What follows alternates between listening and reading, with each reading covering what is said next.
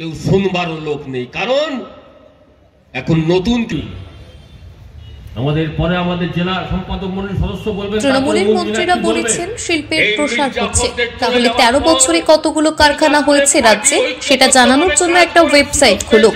দুর্গাপুরে প্রকাশ্য সমাবেশে বলেন বাম নেত্রী, শিল্প কারখানা নিয়ে তাহলে হিসেব ঠিকঠাক হয়ে যাবে। দুর্গাপুরের বিধাননগরে সিপিএম এর প্রকাশ্য সমাবেশে যোগ দিয়ে রাজ্য সরকারকে বিতলেন ডিওয়াইএফআই এর রাজ্য সাধারণ সম্পাদক মীনাক্ষী মুখোপাধ্যায়। বৃহস্পতিবার বিকেলে এই সমাবেশে মীনাক্ষী মুখোপাধ্যায়ের পাশাপাশি উপস্থিত ছিলেন সিপিএম নেতা সিদ্ধার্থ বসু, রাকেশ শর্মা, বিশ্বরূপ বন্দ্যোপাধ্যায় সহ অন্যান্য নেতৃত্বরা।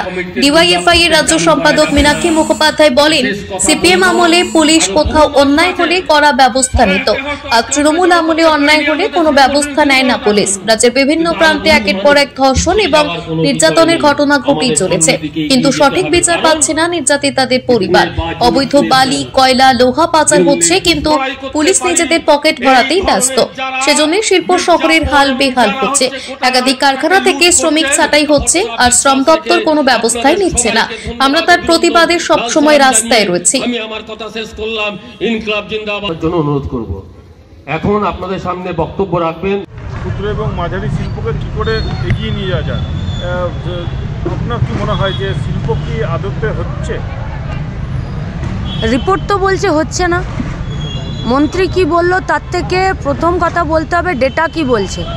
আর যদি এদের মুখের কথা বাদ দিয়ে দিন না, তৃণমূলের মন্ত্রীদেরকে বা এদের শ্রমমন্ত্রীকে বলুন যে আপনি একটা ওয়েবসাইট খুলুন, যে ওয়েবসাইটে লাস্ট 13 বছরে কটা কারখানা নতুন খুললেন, কত শ্রমিক সেখানে কাজ করছে কন্ট্রাকচুয়ালে, পার্মানেন্ট, এবং কত কারখানা বন্ধ করলেন। হিসাব খাড়াখাড়ি হয়ে যাবে।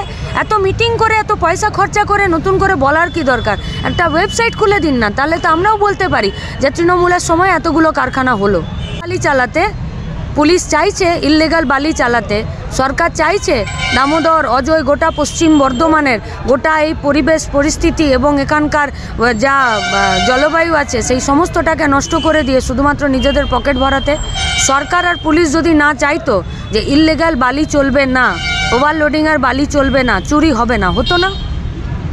সাংসদের বাইরে সংসদে বিজেপি কর্মীদেরকে ঘেরাও করে বিক্ষোভ শুরু করেছিল কংগ্রেস, আম্বেদকর ইস্যু নিয়ে। তারপরেই বিজেপির সাথে ধাক্কাধাক্কি হয় কংগ্রেস। বিজেপি কর্মীদেরকে ঘিরে বিক্ষোভ দেখায়নি। সংসদের বাইরে বিজেপি বিরোধী এমপিরা সবাই অমিত শাহের করা, ভারতের বিপক্ষে করা একটি মন্তব্যকে নিয়ে সেখানে আমাদের পার্টি ভারতের দুর্গাপুর থেকে সনাতন গড়াইয়ের রিপোর্ট, টিভি নিউজ 10।